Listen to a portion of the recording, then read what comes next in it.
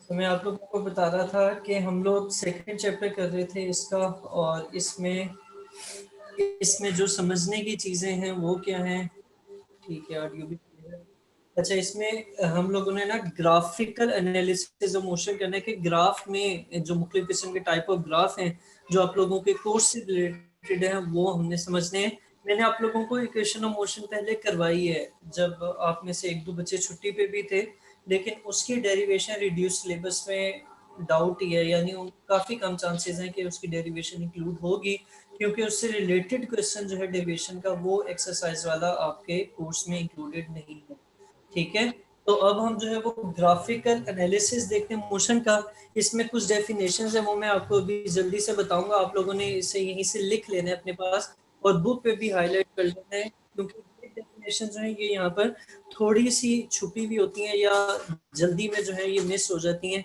इनको देख लीजिएगा। पहले डेफिनेशन है ग्राफ की। ग्राफ क्या चीज होती है? Graph is pictorial way of presenting information about the relation between various quantities. Graph में आप एक से ज्यादा क्वांटिटीज का आपस का रिलेशन जो है उसको डिफाइन करते हैं, या एक पिक्चर के जरिए जो है वो उस रिलेशन को आप दिखा देते हैं या इंफॉर्मेशन को दिखा देते हैं कि किस तरीके से दो क्वांटिटीज आपस में रिलेट करती हैं। ठीक है, तो ये relation between two various quantities इसमें मेन वर्ड है। फिर आगे चलते हैं तो दूसरी डेफिनेशन में आ जाते हैं। दूसरी डेफिनेशन है वेरिएबल्स की। अभी हम लोगों ने ग्राफ की डेफिनेशन देखी थी, तो उसमें क्या था कि ये रिलेशनशिप था किनके दरमियान? वेरियस क्वांटिटीज के दरमियान। तो जो क्वांटिटी ना देखो ऐसे रहेगा, मैं क्या बता रहा था कि जो क्वांटिटीज हैं उनको हम वेरिएबल्स का नाम भी देते हैं। अब जिन क्वांटिटीज को आप ग्राफ पे प्लॉट करते हैं उनको हम क्या नाम देते हैं? वेरिएबल्स का नाम देते हैं। इनमें से एक वेरिएबल, एक क्वांटिटी इंडिपेंडेंट क्वांटिटी होती है, और जो दूसरी क्वांटिटी है वो क्या होती है? वो डिपेंडेंट क्वांटिटी होती है, यानी वो दूसरी किसी और चीज के ऊपर डिपेंड करती होती है। ठीक है, फॉर एग्जांपल मैं यहाँ पे एक इक्वेशन लिखता हूँ। मैं लिखता हूँ y इक्वल्स टू 3x। ठीक है, ये मैंने आपके सामने एक इक्वेशन लिखी है। इसका हम यकीनन एक ग्राफ बना सकते हैं, और उस ग्राफ में बाद में जाते हैं। पहले हम देखते हैं कि इसमें जो x और y है ना, ये वाला y और ये वाला x, इनको वेरिएबल्स कहा जाता है। ठीक है, ये कोई भी क्वांटिटी हो सकती है, इनको वेरिएबल कहा जाता है। और इसके ऊपर अगर आप गौर करें तो y की वैल्यू इस तरह कैलकुलेट होगी कि आप x को 3 से मल्टीप्लाई कर देंगे तो क्या आएगा? y आएगा। यानी y की वैल्यू डिपेंड कर रही है किसके ऊपर? x के ऊपर, के x की वैल्यू क्या होगी उस हिसाब से y की वैल्यू निकलेगी। तो y जो है ये क्या है? ये डिपेंडेंट क्वांटिटी है, ये डिपेंडेंट वेरिएबल है। डिपेंडेंट वेरिएबल है। ठीक है, और जो दूसरा वाला वेरिएबल है जिसकी वैल्यू डिपेंड नहीं कर रही पहले वाले वेरिएबल के ऊपर, जो कि यहाँ पर क्या है? x है। x आपका क्या आएगा? इंडिपेंडेंट वेरिएबल आएगा। x की वैल्यू आप कुछ भी डालेंगे तो उससे मिलती जुलती या उसके ऊपर डिपेंड करती हुई आपके पास क्या आ जाएगी? y की वैल्यू आ जाएगी। सही है, तो ये दो वेरिएबल्स हो गए, यहाँ पे तीन चार डेफिनेशंस हो गई। इनको आप लोग लिख लें तो बेहतर है, फिर आगे चलते हैं। अच्छा, एक और चीज बताऊं फिर लिखिएगा। आप ग्राफ में डिपेंडेंट वेरिएबल को हमेशा किस पे लेते हैं? वाई एक्सिस पे लेते हैं। ठीक है, वाई एक्सिस पे लेते हैं ग्राफ को प्लॉट करते हुए, और जो आपका इंडिपेंडेंट वेरिएबल होता है उसको किस पे लिया जाता है? एक्स एक्सिस पे लिया जाता है।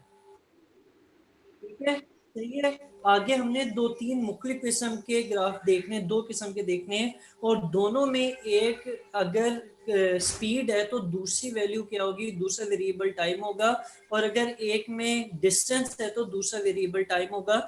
यानी दोनों केसेस में टाइम एक वेरिएबल लाजमी है, और टाइम को हमेशा हम किस पे लेते हैं? एक्स एक्सिस पे लेते हैं, या इंडिपेंडेंट वेरिएबल कहते हैं। तो एक्स एक्सिस के ऊपर क्या आएगा? हमेशा टाइम आएगा। जब भी आप टाइम का ग्राफ बनाएंगे किसी वेरिएबल के साथ, तो टाइम को आम तौर पे जनरली किस पे लिया जाता है? एक्स एक्सिस पे लिया जाता है। सही है, ये कुछ चीजें नोट कर लें तो आगे। अच्छा, ये कुछ डेफिनेशन थी यहाँ पर, इंडिपेंडेंट को इंडिपेंडेंट लिखा हुआ है, ये मिस्टेक है, जगह कम थी शायद, इसलिए मैंने शॉर्ट कर दिया था। ये कुछ डेफिनेशन थी जिसमें ग्राफ के बारे में है कि हमने ग्राफ बनाते हुए किन चीजों का क्या रखना है और उनमें क्या चीजें इन्वॉल्व होती हैं। ठीक है, अब आपके कोर्स में जो दो ग्राफ्स हैं फिजिक्स में इस चैप्टर में, वो कौन से हैं? उनमें पहला ग्राफ आता है डिस्टेंस टाइम ग्राफ। इसमें दो चीजों के दरमियान जो है वो ग्राफ प्लॉट किया जा रहा है, और वो चीजें या वो वेरिएबल्स कौन से हैं? पहला वेरिएबल है आपका डिस्टेंस। अच्छा, पहला वेरिएबल है आपका डिस्टेंस, और जो दूसरा वेरिएबल है वो है टाइम। ठीक है, अब मैंने अभी आपको बताया था कि डिस्टेंस और टाइम में कौन सा इंडिपेंडेंट वेरिएबल है, कौन सा डिपेंडेंट वेरिएबल है।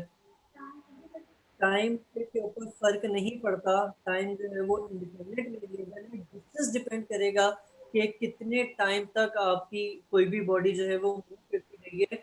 तो डिस्टेंस कौन सा वेरिएबल है? फिर बोले शाबाश। डिपेंडेंट। Distance variable. डिपेंडेंट। और ये टाइम कौन सा वेरिएबल होता है? Time dependent. होता है इंडिपेंडेंट वेरिएबल।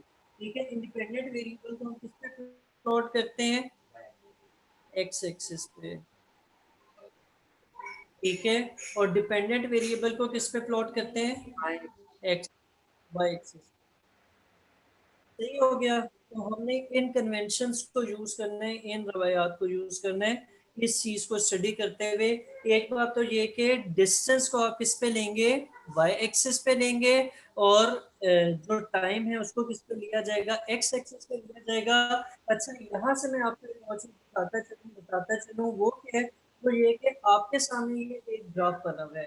ठीक है, इसमें अगर आप गौर करें तो आप लोगों को नजर आएगा कि यहाँ पर उन्होंने मेंशन किया हुआ है डी, तो ब्रैकेट में लिखा हुआ है स्मॉल एम। इसका क्या मतलब होगा भला?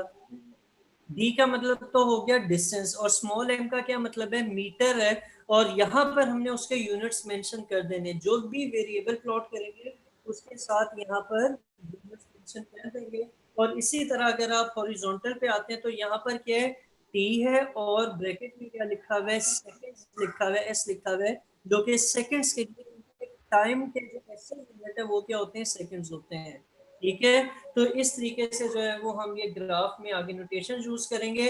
अभी थोड़ी देर में डिस्टेंस टाइम ग्राफ को डिटेल में भी देख लेते हैं। मैंने अभी सिर्फ आपको एक आइडिया देना था कि किस चीज को, किस वेरिएबल को कहाँ पे प्लॉट किया जाएगा। इसके अंदर कुछ हेडिंग्स भी हम लोग भी अलग अलग देख लेंगे। और दूसरे ग्राफ पे आते हैं, तो दूसरा ग्राफ जो आपके कोर्स में इंक्लूडेड है वो कौन सा है? वो है स्पीड टाइम ग्राफ।